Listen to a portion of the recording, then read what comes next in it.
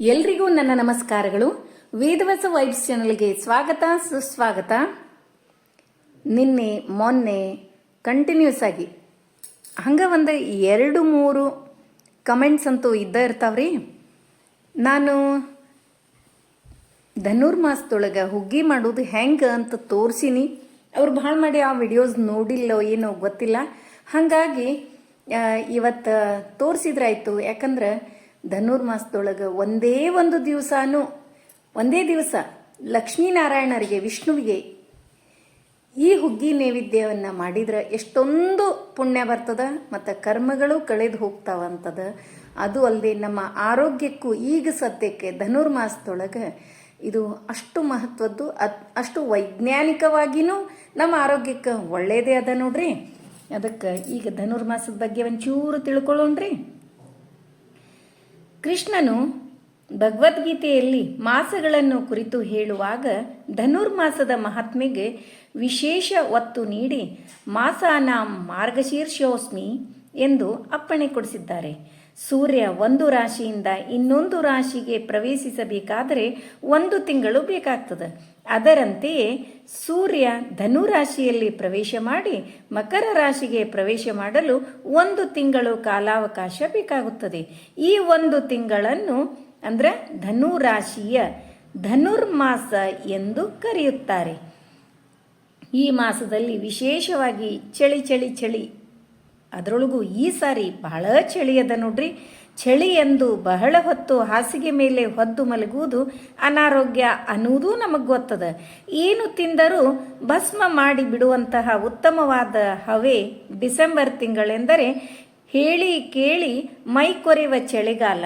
ಚಳಿಯ ತೀವ್ರತೆ ಎಷ್ಟು ಇರ್ತದ ಅಂತಂದ್ರೆ ಚಳಿಯನ್ನು ತಾಳಲಾರದೆ ರಾತ್ರಿ ವೇಳೆ ಮನುಷ್ಯ ತನ್ನ ದೇಹವನ್ನು ಬಿಲ್ಲಿನಂತೆ ಬಾಗಿಸಿ ಮಲಗುತ್ತಾನೆ. ಹೌದಿಲ್ರಿ? ಅದಕ್ಕೆ ಧನುರ್ಮಾಸ, ಧನುರ್ ಅಂದರನೇ ಬಿಲ್ಲು.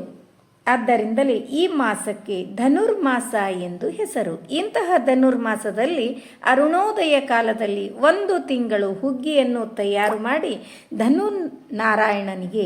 ಧನುರ್ನಾರಾಯಣನಿಗೆ ಸಮರ್ಪಿಸುವುದು ಮೊದಲಿನಿಂದಲೂ ಬಂದದ್ದಾಗಿದೆ. ಇದಕ್ಕೆ ನಾವು ಮುದ್ಗಾನ್ನ ಅಂತಲೂ ಕರಿತೀವಿ. ಮುದ್ಗಾನ್ನ ಅಂದ್ರೆ ಏನು? ಮುದ್ಗಾನ್ನ ಎಂದರೆ ಹುಗ್ಗಿ. ಅಕ್ಕಿಯ 2ರಷ್ಟು ಪ್ರಮಾಣ ಹೆಸರು ಬೇಳೆ ಮತ್ತು ಅದಕ್ಕೊಂಚೂರು ಮಸಾಲೆ ತಯಾರು ಮಾಡ್ಕೋಬೇಕಲ್ರಿ ನಾವು. ಒಣಶುಂಠಿ, ಮೆಣಸು, ಜೀರಿಗೆ, ಪತ್ರಿ, ದಾಲ್ಚಿನ್ನಿ, ಜಾಜಿಕಾಯಿ, ಕೊಬ್ಬರಿ, ಲವಂಗ, ಉಪ್ಪು ಇವೆಲ್ಲನೂ ಹಾಕಿ ಕೂಡಿಸಿ, ಆದರೆ ಇವನ್ನ ಯಾವ ಕರಿಯುವುದು ಏನೂ ಮಾಡೋ ಹಂಗಿಲ್ರಿ. ಅವನ್ನ ಹಸಿಯಾಗಿಯೇ ಮಿಕ್ಸರ್ ಮಾಡಿ ನಾವು ಇದನ್ನು ಮಸಾಲೆ ಪುಡಿ ತಯಾರಿ ಮಾಡಿಕೊಂಡು ಈ ಮುದ್ಗಾನ್ನದೊಳಗೆ ಹಾಕಿ ತಯಾರಿ ಮಾಡೋದೇ ಮುದ್ಗಾನ್ನ ನೋಡ್ರಿ. ಹೆಸರುಬೇಳೆ ಅಕ್ಕಿ ಒಳಗೆ ಹಾಕಿ ಈ ಮಸಾಲೆಯನ್ನು ಹಾಕಿ ನಾವು ತಯಾರಿ ಮಾಡುವುದೇ ಮುದ್ಗಾನ್ನ. ಧನುರ್ಮಾಸದಲ್ಲಿ ದೇವರ ಪೂಜೆಗೆ ನೈವೇದ್ಯ ಪ್ರಸಾದಕ್ಕೆ ಮುದ್ಗಾನ್ನವೇ ಏಕೆ ಮಾಡಬೇಕು ಅಂತಂದ್ರೆ ಇದಕ್ಕೆ ಸಾಕಷ್ಟು ಕಾರಣಗಳವ. ಮನುಷ್ಯ ಶುದ್ಧ ಸೋಮಾರಿ. ಶಾಸ್ತ್ರದ ಕಟ್ಟುಪಾಡುಗಳಿಲ್ಲವಾದರೆ ಮನುಷ್ಯ ಬಿಸಿಲು ಮೈ ಸೋಂಕುವರೆಗೂ ಹೊದ್ದ ಕಂಬಳಿಯ ಮುಸುಕನ್ನು ಸರಿಸುವುದೇ ಇಲ್ಲ. ಆದರೆ ವಸ್ತುತಃ ಸೂರ್ಯೋದಯವಾದೊಡನೆ ಚಳಿ ಹೆಚ್ಚಾಗುತ್ತದೆ. ಆದ್ದರಿಂದಲೇ ಮೈ ಬೆಚ್ಚಗಿಟ್ಟಿಕೊಳ್ಳುವ ಸಲುವಾಗಿ ಈ ಚಳಿಯನ್ನು ಎದುರಿಸುವ ಸಲುವಾಗಿ ಸಾಮರ್ಥ್ಯವನ್ನು ನಾವು ತಗೋಬೇಕಲ್ರಿ. ಅದಕ್ಕೆ ಈ ಆಹಾರ ಅಂದರೆ ಮುದ್ಗಾನ್ನ ಅಥವಾ ಹುಗ್ಗಿಯನ್ನು ತಯಾರು ಮಾಡೋದು. ಚಳಿಗಾಲದಲ್ಲಿ ಚರ್ಮ ಒಡೆದು ರೂಪುಗೊಳ್ಳುವುದರಿಂದ ಚರ್ಮವನ್ನು ಸ್ನಿಗ್ಧಗೊಳಿಸುವ ಆಹಾರವೇ ತೀರಾ ಅವಶ್ಯಕವಾದ್ದು. ಅದಕ್ಕೆ ಈ ಸಮಯದೊಳಗೆ ಶರೀರದಲ್ಲಿ ಕೊಬ್ಬಿನ ಅಂಶ ಕಡಿಮೆಯಾಗಿರುವುದರಿಂದಲೂ ಧನುರ್ಮಾಸದಲ್ಲಿ ಹುಗ್ಗಿಯನ್ನು ಸೇವಿಸುವುದರಿಂದ ಕೊಬ್ಬಿನ ಅಂಶವನ್ನು ಹೆಚ್ಚಿನ ಶಾರೀರಿಕ ಸಮತೋಲನವನ್ನು ಕಾಪಾಡಿಕೊಳ್ಳಬಹುದು. ಹೀಗೆ ಧನುರ್ಮಾಸದಲ್ಲಿ ಹುಗ್ಗಿ ಸೇವನೆಯು ಬಹಳ ಅವಶ್ಯಕವಾಗ್ಯದ, ವೈಜ್ಞಾನಿಕವಾಗಿಯೂ ಸಮಂಜಸವಾಗ್ಯದ ನೋಡ್ರಿ. ನಾನು ಮೆಣಸು, ಒಣಶುಂಠಿ, ಜೀರಿಗೆ, ಪತ್ರಿ, ದಾಲ್ಚಿನ್ನಿ, ಜಾಜಿಕಾಯಿ, ಹವೀಜ ಎಲ್ಲ ಹಾಕಿ, ಒಣ ಕೊಬ್ಬರಿ ಅಷ್ಟು ರೀ ಎಲ್ಲನೂ ಹಾಕಿ ನಾನು ಮಸಾಲೆ ಪುಡಿ ತಯಾರಿ ಮಾಡ್ಕೊಳಕತ್ತೀನಿ. ಅದಕ್ಕೆ ಈ ಧನುರ್ಮಾಸದೊಳಗೆ ಶ್ರೀ ವಿಷ್ಣು ಪೂಜೆಯೊಡನೆ ಶ್ರೀ ಲಕ್ಷ್ಮಿಯನ್ನು ದ್ವಾದಶ ನಾಮದೊಂದಿಗೆ ಪ್ರಾರ್ಥಿಸಿದರೆ ಇನ್ನೂ ಹೆಚ್ಚು ಹೆಚ್ಚು ಸಂಪತ್ತು ಒಲಿತದೆ. ಒಮ್ಮೆ ಇಂದ್ರದೇವರು ರಾಜ್ಯಭ್ರಷ್ಟರಾದಾಗ ಶಚೀದೇವಿಯು ಹುಗ್ಗಿಯನ್ನು ನೈವೇದ್ಯ ಮಾಡಿ ಮಹಾಲಕ್ಷ್ಮಿಯನ್ನು ದ್ವಾದಶ ನಾಮಗಳಿಂದ ಸ್ತುತಿಸಿದಳು. ಅದರ ಫಲವಾಗಿ ಇಂದ್ರದೇವರಿಗೆ ಪುನಃ ರಾಜ್ಯವು ದೊರೆಯಿತು ಅಂತ ಹೇಳದ. ಈಗಲೂ ಕೂಡ ಇವನ್ನ ನಂಬಿಕೆ ಮೇಲ್ರಿ ಎಲ್ಲ ನಾವು ಪೂಜೆ ಪುನಸ್ಕಾರ ಇವು ಮನೆಯೊಳಗೆ ನೋಡ್ರಿ, ನೀವು ಬರೀ ಒಂದು ಮನೆಯೊಳಗೆ ಪೂಜೆ ಇವೆಲ್ಲ ಮಾಡಿದರೆ ಎಷ್ಟೊಂದು ಪಾಸಿಟಿವ್ನೆಸ್ ಬಂದಿರ್ತದೆ. ನಮ್ಮ ಮನಸ್ಸು ಕೂಡ ಎಷ್ಟು ಉಲ್ಲಾಸದಿಂದ ಇರ್ತದೆ. ಅವಕ್ಕೆಲ್ಲ ಹಿಂದೆ ಕಾರಣಗಳು ಇರ್ತಾವೆ.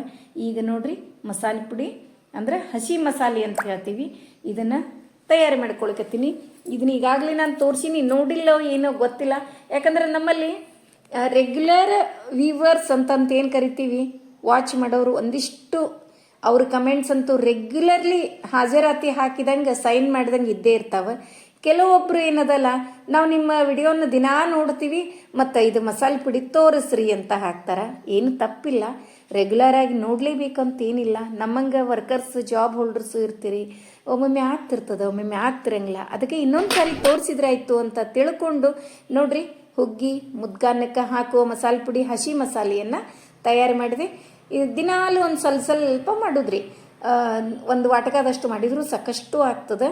ಅದಕ್ಕಿದು ದಿನನಿತ್ಯ ಅಂತಂದ್ರೆ ಹೋಗಂಗಿಲ್ಲ, ಸ್ವಲ್ಪ ಮಾಡೋದು. ನೈವೇದ್ಯಕ್ಕೂ ಅಷ್ಟೇ ಮಹತ್ವ ಇರೋದ್ರಿಂದ ನಾನು ಈ ಮುದ್ಗಾನ್ನವನ್ನು ಮಾಡಿ ತೋರಿಸ್ಲಿಕ್ಕತ್ತೀನಿ. ಯಾರಿಗೆ ಅನುಕೂಲ ಆಗ್ತದೆ ಆದಷ್ಟು ಆಲ್ಟರ್ನೇಟ್ ಡೇಸ್, ಒಂದು ದಿವಸ ಬಿಟ್ಟು ಒಂದು ದಿವಸನಾದರೂ ಈ ಮುದ್ಗಾನ್ನವನ್ನು ಮಾಡ್ರಿ ಅಂತ ಹೇಳ್ತಾ, ಇವತ್ತಿನ ವಿಡಿಯೋ ಎಲ್ರಿಗೂ ಇಷ್ಟ ಆಯಿತು ಅಂತ ಅನ್ಕೋತೀನಿ. ನಮ್ಮ ವಿಡಿಯೋಗಳು ನಿಮಗೆ ಇಷ್ಟ ಆದರೆ ಲೈಕ್ ಮಾಡಿರಿ, ಶೇರ್ ಮಾಡಿರಿ. ಹೊಸದಾಗಿ ನೋಡ್ಲಿಕ್ಕತ್ತವರು ನಮ್ಮ ವಿಡಿಯೋಸ್ ಇಷ್ಟ ಆದರೆ ಬಿಡ್ಲಿಕ್ಕೆ ಹೋಗ್ಬೇಡ್ರಿ, ಲೈಕ್ ಮಾಡಿ, ಸಬ್ಸ್ಕ್ರೈಬ್ ಮಾಡಿರಿ. ಹಂಗೆ ಫ್ರೆಂಡ್ಸ್ ಆ್ಯಂಡ್ ರಿಲೇಟಿವ್ಸಿಗೆಲ್ಲ ಶೇರ್ ಮಾಡ್ತಿರಲ್ಲ. ಮತ್ತೆ ಮುಂದಿನ ವಿಡಿಯೋದಲ್ಲಿ ಸಿಗೋಣ. ಧನ್ಯವಾದಗಳು. ಮತ್ತು ಇನ್ನೂ ಒಂದು ಹೇಳಬೇಕಾಗಿತ್ತು, ಧನುರ್ಮಾಸ ಇವತ್ತಿನಿಂದ ಸ್ಟಾರ್ಟ್ ಆಗ್ತದೆ. ಮತ್ತು ನಾನು ಪೋಸ್ಟು ಹಾಕೀನಿ ಮತ್ತು ಡಿಸ್ಕ್ರಿಪ್ಷನ್ ಬಾಕ್ಸ್ನಾಗೂ ಲಕ್ಷ್ಮೀ ಸ್ತೋತ್ರವನ್ನು ಹಾಕಿರ್ತೀನಿ. ಆದಷ್ಟು ಎಲ್ಲರೂ ಹೇಳ್ರಿ. ಬೆಳಗ್ಗೆ ಆಗಲಿಲ್ಲ ಅಂದರೂ ಸಾಯಂಕಾಲ ಗೋಧೂಳಿ ಮುಹೂರ್ತ ಅಂದರೆ 5 ಗಂಟೆಯಿಂದ 7 ಗಂಟೆ ಒಳಗೆ ಹೇಳೋದೇ ಗೋಧೂಳಿ ಮುಹೂರ್ತ ಅಂತ ಕರಿತೀವಿ. ಅದಕ್ಕೆ 6:30 ಒಳಗೆ ಕೊನೆ ಪಕ್ಷ. 6 ಗಂಟೆಗೆ ಹೇಳಿದರೆ ಇನ್ನೂ ಚಲೋ. ಅದಕ್ಕಿಂತ ನೀವು ಸಾಯಂಕಾಲ ಒಬ್ಬೊಬ್ಬರು ಫ್ರೀ ಇರ್ತೀರಿ, ಸಾಯಂಕಾಲ ಹೇಳ್ರಿ. ಲಕ್ಷ್ಮೀದೇವಿ ದೀಪ ಹಚ್ಚಿಟ್ಟು ಮತ್ತು ಲಕ್ಷ್ಮೀನಾರಾಯಣರಿಗೆ ದಿನನಿತ್ಯ 18+2 ಅಂದರೆ 20 ತಗೊಳ್ಳೋದು. 18 ಗೆಜ್ಜೆ ವಸ್ತ್ರಗಳನ್ನು ಏರಿಸಿ 18+2 ದಿನನಿತ್ಯ ತುಪ್ಪದ ಬತ್ತಿಯನ್ನು ಹಚ್ಚಿಟ್ಟು, ಫೋಟೋ ಇದ್ದರೆ ಫೋಟೋ ಪೂಜೆ, ಇಲ್ಲಾಂದ್ರೆ ಅಚ್ಚು ಇರ್ತಾವೆ ನೋಡ್ರಿ ಮನೆಯೊಳಗೆ, ಅಚ್ಚು ಪೂಜೆ. ಮತ್ತು ಗೆಜ್ಜೆ ವಸ್ತ್ರ ದಿನನಿತ್ಯ ಚೇಂಜ್ ಮಾಡಬೇಕೇನು, ದಿನನಿತ್ಯ ಚೇಂಜ್ ಮಾಡಿದರೂ ನಡೀತದೆ, ವಾರಕ್ಕೊಮ್ಮೆ ಚೇಂಜ್ ಮಾಡಿದರೂ ನಡೀತದೆ, ಎರಡೂ ನಡೀತದೆ. ಅದಕ್ಕೆ ನಿನ್ನೆ ಈ ಪ್ರಶ್ನೆಗಳು ಬಂದಿದ್ದು, ಅದ್ರ ಸಲುವಾಗಿ ಹೇಳಲಿಕ್ಕತ್ತೀನಿ. ನೋಡ್ರಿ, ನಾನು ಈಗ ಮುದ್ಗಾನ್ನವನ್ನು ಮಾಡ್ಲಿಕ್ಕತ್ತೀನಿ. ಸ್ವಲ್ಪ ರೀ, 1 ಸ್ಪೂನ್ನಷ್ಟು, ಒಂದು ಸಣ್ಣ ಬಟ್ಟಲಲ್ಲಿ 1 ಬಟ್ಲು ನಾನು ಅಕ್ಕಿ ಮತ್ತು ಹೆಸರುಬೇಳೆ ಕೂಡಿಸಿದ್ದು ಹಾಕೀನಿ. ಅದರೊಳಗೆ 1 ಸ್ಪೂನ್ನಷ್ಟು ಮಸಾಲೆ ಪುಡಿ ಹಾಕಿ ರೆಡಿ ಮಾಡಿಬಿಡೋದು. ನೋಡ್ರಿ, ನೋಡಿದ್ರಲ್ಲ, ಇವತ್ತಿನ ವಿಡಿಯೋ ಎಲ್ರಿಗೂ ಇಷ್ಟ ಆಯಿತು ಅಂತ ಅನ್ಕೋತೀನಿ. ಮತ್ತು ಸಾರೀಸ್ ಆರ್ಡ್ರು ಎಲ್ಲರೂ ಕೊಡ್ಲಿಕ್ಕತ್ತೀರಿ, ಎಲ್ರಿಗೂ ಥ್ಯಾಂಕ್ಸ್ ಹೇಳಲಿಕ್ಕೆ ಇಷ್ಟಪಡ್ತೀನಿ. ಇವು ನೋಡ್ರಿ, ಬಹಳ ಬೆಸ್ಟ್ ಅವ Narayanpet drapes, most trending Narayanpet drapes, Roop Sundari material, pure mercerised cotton sarees, pallu stripes, running blouse ಬರ್ತದೆ, soft feel with smooth texture fabric ಅದ ರೀ. ಇದು ಲೆಂತ್ ಭಾಳ ಮಂದಿ ಕೇಳ್ತಿರ್ತೀರಿ, 6.20 ಮೀಟರ್ಸ್.